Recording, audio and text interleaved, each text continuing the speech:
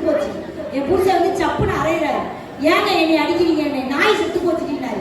நாய் செத்து போனா என்னையருக்கு அடிக்கிறீங்கன்னு டெய்லி அந்த நாய்கிட்ட போய் புதுசு புதுசா 10 ஜோக் சொல்லி அந்த நாயை செத்து போச்சு. எங்க பக்கத்து வீட்டுல அடுத்த வீட்டுல அக்காலாம் ஓடுவாங்க. ஐயோ சசிகலா புது ஜோக் கொண்டு வரா, ஓடிடு. நல்லா இருக்கான்னு போட்டு செக் பண்ணுவேங்க. ஏன்னா வீட்லயே எங்களுக்கு அதான் வேலை. இப்போ பாத்தீங்கன்னா இப்ப நீங்க பாக்குறது நார்மலான பேஸ், சும்மா லைட்டா ஃபவுண்டேஷன் போட்டிருக்கேன் அவ்வளவுதான். ஆனா விஜய் டிவியில பாத்தீங்கன்னா நம்மள பெயிண்டிங் டிங்கரிங் பிக்சரிங்லாம் அடிச்சு ஏத்திட்டாங்க. அவ்வளவு அழகான மேக்கப் போட்டோம். அதை எடுத்து என் புருஷனுக்கு வால்பேப்பர்ல வச்சு கொடுத்துருக்கேங்க. வால்பேப்பர்ல 2.5 வருஷம் ஆச்சு. மனுஷன் வால்பேப்பரை மாத்தல. அன்பு பண்பு பாசம் நினைச்சீங்களா? அந்த ஆளுக்கு மாத்த தெரியாது. நிறைய பேருக்கு டிவி பிக்சரை மாத்த தெரியாது, கொண்டாடி புதியும் மாத்த தெரியாது. பழைய கொண்டாடிக்கும் புது கொண்டாடிக்கும் ஒரு வித்தியாசம் இருக்கு. சீ போங்க. இப்படி ஜோவுக்கு நடுவில் வந்தா என்ன இருக்கும்? இந்த ஒல்லியா இருக்காங்களே நம்ப கூடாது, குண்டா இருக்கிறாங்க நம்பிடலாம். மனசுல வஞ்சம் இல்லாம இருக்கிறதெல்லாம் சொல்லிவிடும். இந்த ஒல்லியா இருக்கிறால வச்சுக்கிட்டு இங்க ஊட்ட கட்டுப்போம். பழைய கொண்டாடிக்கும் ஜோக்கு விட்டு போச்சுல, பழைய கொண்டாடிக்கும் புது கொண்டாடிக்கும் ஒரு வித்தியாசம் இருக்கு. சீ போங்க அப்படின்னு சொன்னா புது கொண்டாடி, அடைச்சி வாயா அப்படின்னா அவெல்லாம் பழைய கொண்டாடி. பார்த்துக்கிட்டீங்களா? இப்போ எங்க வீட்டு சண்டையை சொல்லிட்டு ஒரு சுவாரஸ்யமா இருக்கும். எங்க அப்பாவும் என் புருஷனும் பேசி 8 வருஷம் ஆச்சு. பேச மாட்டாங்க 2 பேரும், இப்படிதான் இருப்பாங்க. போன வாரம் என்ன நடந்து போச்சுன்னா, எங்க அப்சு உள்ள வராரு, என் புருஷன் வெளியே போறாரு. 2 பேரும் நிலப்படியில சந்திச்சிட்டாங்க. சந்திச்ச உடனே சும்மா போலாம்ல, எங்க அப்பா பேசாம இருக்காரு. என் புருஷன் இருக்க மாட்டாங்க. மாமா நல்லா இருக்கீங்களா அப்படின்னாரு. உடனே எங்க அப்பா எடுக்கட்டவே ஒரு நாள் பேச மாட்டான், நீ பேசுறானே அப்படின்னு நினைச்சிட்டு மாப்பிள்ளை நல்லா இருக்கேன் அப்படின்னாரு. அடுத்த வார்த்தை, மாமா கடமையெல்லாம் முடிச்சிட்டீங்களான்னு கேட்டாரு. உடனே எங்க அப்பா, அம்மா கடமையெல்லாம் முடிச்சுட்டேன், பொண்ணை கட்டி கொடுத்துட்டேன், பையனுக்கு வேலை கிடைச்சிச்சு, பையனுக்கு பொண்ணு பார்த்தாச்சு, அடுத்த மாசம் கல்யாணம், எல்லா கடமையும் முடிச்சுட்டேன். உடனே அதுக்கு என் புருஷன் சும்மா போலாம்ல, கடமையெல்லாம் நல்லா தான் முடிச்சிட்டீங்க, ஆனா உங்க பொண்ணை யாரு என்ன பொண்ணைத்தான் கொஞ்சம் மக்கா வளர்த்துருக்கீங்கன்னாரு. நானே இப்படி பேசுறேன்னா எங்க அப்சு எப்படி பேசுவாரு. டக்குன்னு எங்க அப்பா அடிச்சாரு.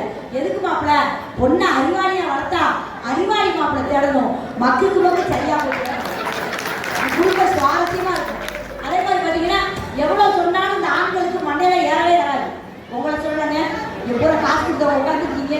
பொதுவா ஆண்களை சொன்னேன். எங்க ஊர்ல ஒருத்தன் வேலை முடிச்சுட்டு வெளியே வந்தான். வெளியே வந்து ஃப்ரெண்டு கிட்ட வாடகை போய் ஒரு கட்டி போங்க. உடனே எதுனா வேண்டாம் வச்சானா வரல, சும்மா வாடா அடிக்க வச்சாரா. என் புதுசுக்கு நான் ஒரே கொண்டாடியா வீட்டுக்கு பத்திரமா போனீங்க வச்சுடாதீங்க எதிர விட்டேன்.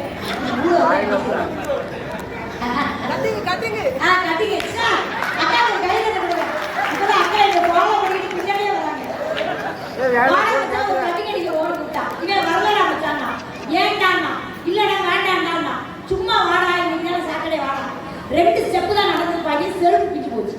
செருப்பு பிஞ்சு போனவே தேவி அழுதாங்க. கூட ஃப்ரெண்டு சொன்னா, எதுக்குடா மச்சான் அழுகுற?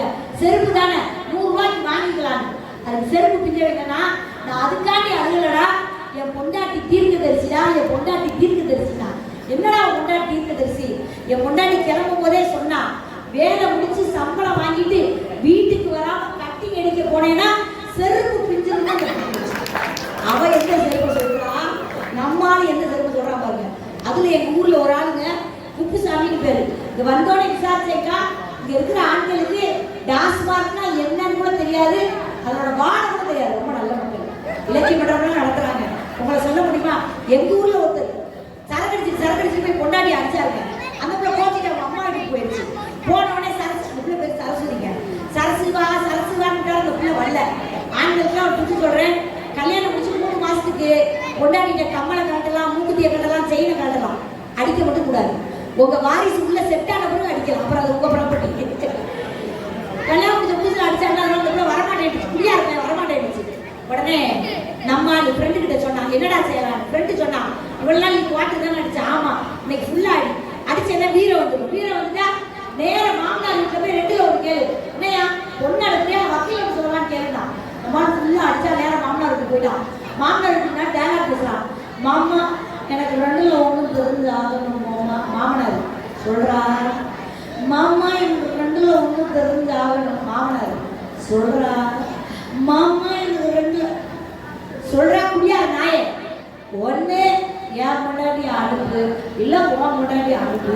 வீட்டுல சோறாக்க கூப்பிடுறாங்க, ஊத்திக்கின்னு கடிச்சுக்கவா, ஏன் கடிச்சுக்கின்னு ஊத்திக்கவா, போத்திக்கின்னு படுத்துக்கவா, இல்ல படுத்துக்கின்னு போத்திக்கவா, காத்தடிக்குது காத்தடிக்குது சும் சும் சும், காத்து மேல காத்தடிக்குது சும் சும் சும் அப்படின்னு நம்மால் குப்பரை கிடப்பான்.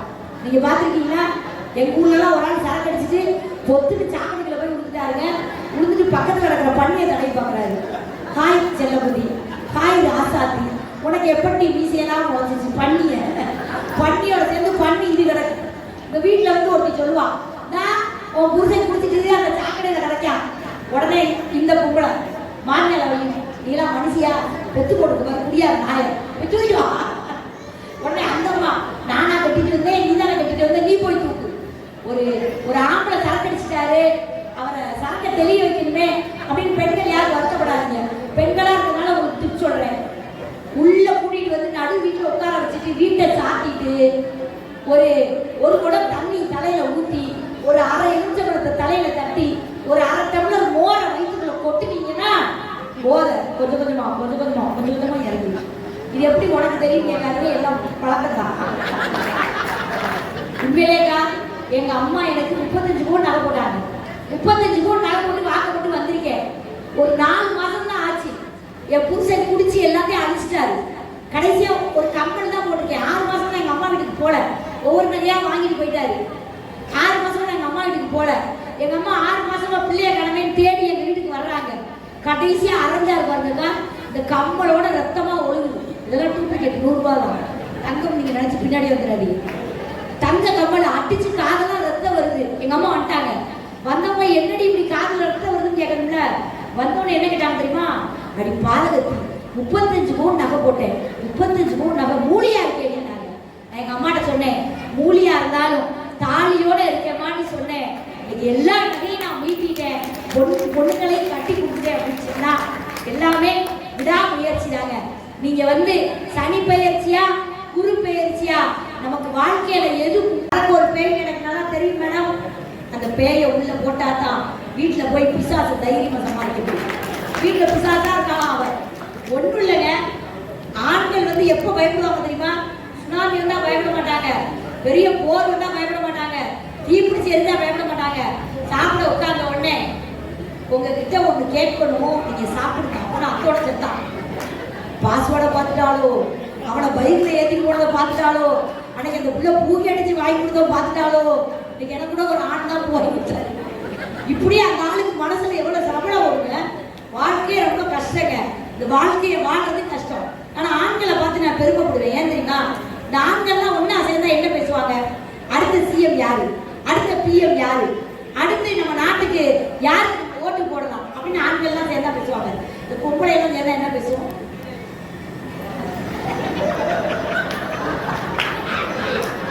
அப்படின்னா என்ன அர்த்தம்? மூணாவது இருக்காய்வாங்க, ரெண்டாவது இல்லாய்வாங்க, இருந்து ஓடிட்டாங்க. அந்த பிள்ளை வேலைக்கு போயிருக்கோம், அந்த பையன் எங்கேயோ பரிசு எழுத போயிருக்கான். ரெண்டையும் கொண்டு போய் குற்றாலத்தில் கல்யாணம் போயிருக்கோம். குற்றாலத்தில் இருக்காங்களா எல்லாம் பேசிட்டு நமக்கு எப்படி அர்த்தம்? அதுவும் அண்ணே நீங்க சொல்றீங்க கோச்சுக்காதீங்க, உங்க பொண்டாட்டியெல்லாம் கவனிங்க. உங்க பொண்டாட்டி யாராவது கேட்கட்டும், என்னம்மா கல்யாணம் முடிச்சு 28 வருஷம் ஆச்சு, வாழ்க்கை எப்படி இருக்கு? அப்புறம் உன் புருஷன் இந்த உப்புக்கும் ஊப்புக்கும் நீ எவ்வளவு கண்டுபிடிக்கிறாங்க? என்ன நிப்பாட்டிக்கவா? தாடி மேம் காசு பாட்டா ரெடி ஆயிட்டாங்களா? நம்முடைய ஏன் தெரியுமா? ஆண்கள் குடிச்சிட்டு போட்ட பாட்டு பேசுங்க. அண்ணே அண்ணே, இன்னைக்கு ஒன்னால நான் காலி, நாளைக்கு என்னால நீ காலின்னு சொல்லு. அந்த பாட்டு கண்டிப்பா பேசும். பெண்களுக்குமே ஒரு டிப்ஸ் சொல்றேன். இப்பெல்லாம் பெண்கள் சரடியா இருக்காங்க சார். ஆண்களே அடிச்சுக்கிட்டாங்கல்ல, எதுக்கு நீ மட்டும் தனியாவே அடிச்சுக்கிட்டு இருக்க? வா வீட்டுல அடிப்போம், ஆளுக்கு ஒரு ஆம்பளை போட்டு காப்பா குடிப்போம். மதுரையில பொம்பளை பிள்ளைய குடிக்கிறதுங்க. பெண்கள் வந்து எப்படி சொன்னாங்கன்னா, நிமிர்ந்த நன்னடை யாருக்கும் நிலத்தில் அஞ்சாத பார்வை, பெண்கள் நிமிர்ந்த நன்னடை நடக்கணும்னாங்க. ஆனா இப்ப எல்லாம் நம்ம பிள்ளைய குடிச்சுக்கிட்டே தான் போடுவோம். குடிச்சுக்கிட்டே போய் போன பார்த்துட்டு குப்புறம் பொத்துன்னு சாப்பிட்டு நம்ம பையனா தூக்கி விடுறான். பெண் பிள்ளைகளே நிறைய மாறிடுச்சு தமிழ்நாடு. ஒரு 9ஆம் கிளாஸ் படிக்கிற பொம்பளை பிள்ளை, ஒரு 10ஆம் கிளாஸ் படிக்கிற பொம்பளை பிள்ளை, ஒரு 8ஆம் கிளாஸ் படிக்கிற பொம்பளை பிள்ளைங்க 3 சேர்ந்து ஒரு அடுக்குமாடி உட்காந்து சரக்கடிக்கிறீங்க. அதை வீடியோ எடுத்து ரீல்ஸ் போடுறாங்க. அதெல்லாம் பார்க்கும்போது பெற்றவங்களுக்கு எப்படி இருக்கும் நீங்க யோசிச்சு பாருங்க.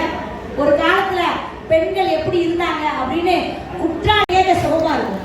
தமிழ் மொழியில நாம எப்படி வாழ்றோம் கூட சொல்லலாம். தீனு ஒரு எழுத்து. நம்ம நல்லா வாழ்ந்தா காசு சேர்த்தா அதுக்கு பேரு ஆஸ்தி. நம்ம கொண்டு போய் கரைச்சிட்டா அதுக்கு பேர் அஸ்தி. மண்ணில் கொண்டு போய் கரைச்சிருவாங்க. இதோட சேர்த்து வச்சு நம்ம வாழ்க்கை ஒவ்வொருத்தரும் போராடுறோம் இல்லையா? அவனோட நான் நல்லா சம்பாதிக்கணும், அவனோட நான் பெரிய கார் வாங்கணும், அவனோட பெரிய வீடு வாங்கணும் அப்படின்னு போராடுறோம் தெரியுமா? அது எல்லாமே தீனு ஒரு எழுத்துல சொல்லலாம். இருக்கும் வரை ஆஸ்தி, இறந்த பின்பு அஸ்தி, நடுவிலே யார் ஒஸ்தி என்று போடுகிறோம் குஸ்தி. டோட்டல் வாழ்க்கை அவ்வளவுதான் சார். இந்த வாழ்க்கைக்குள்ள அவ்வளவு போராட்டம். இவ்வளவு போராட்டத்துல நீங்க பாருங்களேன், அமெரிக்காக்காரன் ஹாஸ்பிட்டல் போனாங்க. நீங்க ஒருத்தன் உடம்பு சரியில்லைன்னா பார்த்துட்டு சொல்லுவானா, get well soon, I will pray for you, get well soon அப்படின்னு சொல்லுவானா. ஜப்பான் நாட்டுக்காரன் போனானா பார்த்துட்டு சொல்லுவானா, oh you are not feeling well, look at a good doctor, you will get soon அப்படின்னு சொல்லுவானா. நம்ம தமிழ்நாட்டுக்காரன் போய் பார்த்தா என்ன சொல்லுவானா தெரியுமா? ஏன் முருகேசை இதே ஆஸ்பத்திரியில் இதே நோய் இதே பெட்டில் தான் இருந்தேன், போன வாரம் அடக்க மாட்டாங்கல்ல, நீ அதே பெட்டில் வந்து சேர்ந்துட்ட இளவு வேலை சொல்லுவாங்க. திருநெல்வேலி சைடு பார்த்துருக்கீங்களா? திருநெல்வேலி மக்கள் யாரும் தான் கோச்சுக்காதீங்க. ரொம்ப நாள் கல்யாணம் முடிக்காம 32 வயசுல அவனுக்கு பொண்ணு கிடைச்சது. போய் பத்திரிகை வைக்க போனா இந்த பத்திரிகையை வாங்கிட்டு சந்தோஷப்படணும். அவன் சொல்லுவான், இந்த அளவு என்னைக்கு அத்தோட அவன் சட்டையை கிழிச்சிட்டு ரோட்ல போகிறான். கல்யாணத்துக்கு போய் பத்திரிக்கை வச்சா நல்லா வார்த்தை. நீங்க கல்யாண வீட்டுல எல்லாம் பாத்தீங்கன்னா கொட்டு மேல கொட்டி தான் கல்யாணம் முடிப்பாங்க. ஏன்னா கொட்டு மேல கொட்டுறாங்க, வேலை இல்லாமையா 10,000 ரூபாய்க்கு கொட்டு மேல வைக்கிறாங்க. இந்த வந்துக்கிற பொம்பளைய சும்மா இருக்காது பாத்துக்கிட்டீங்களா? அந்த மேலையில பொண்ணு பக்கத்துல ஒரு கொண்டாட்டிக்கிட்டு பூவை முன்னாடி போட்டு வச்சுறாங்க, சடையை முன்னாடி போட்டுருக்காங்க. அவெல்லாம் 10,000 காணுமா, இன்னைக்கு தான் வந்துருக்கா அப்படின்னு சொல்லும். இந்த மாதிரி அவசரமான வார்த்தைகள் எல்லாம் பொண்ணுக்கு மாப்பிளைக்கு தாலி கட்டும் போது கேட்கக்கூடாதுன்னு அடிக்கிறாங்க. அட்ரா அட்ரா அட்ரா அட்ரா ஒரு பயம் பேசுறது ஒருத்தருக்கு கேட்கக்கூடாது. இதுதான் கொட்டு மேல அடிக்கிற ரகசியம். கல்யாணம் முடிச்சு வந்த உடனே பெண்கள்லாம் இருக்கீங்க, உங்களுக்கு ஒரு ரகசியம் சொல்றேன். இங்க எப்படி எனக்கு தெரியல, நம்ம தமிழ்நாட்டுல கல்யாணம் முடிஞ்சு வந்த முதல் நாள் இரவு முடிஞ்சு காலையில மாமியார் என்ன செய்யணுமா, கோலம் போட்டு டப்பாவை கொடுத்து போய் கோலம் போடுங்க. அந்த புள்ள போய் புள்ளி வச்சு சரியா கோலம் போட்டு வந்துட்டான்னு வைங்களேன், அவன் மனது இங்கே லைத்து இருக்கிறது என்று அர்த்தம். அவ புள்ளி வச்சுட்டு லேசா அழிச்சான்னு வச்சுக்க, அவ மனசு இன்னும் இங்க ஒட்டல, வேற எங்கேயோ ஒட்டிக்கிட்டு மாமியார் அனுப்பிச்சிருவான். அதுக்குதான் கோலம் போட சொல்லுது. அதை விட பெரிய ரகசியம் சொல்றேன். இங்க மும்பையில நீங்க வாசி வச்சு கோலம் போடுறீங்களா போடலையா?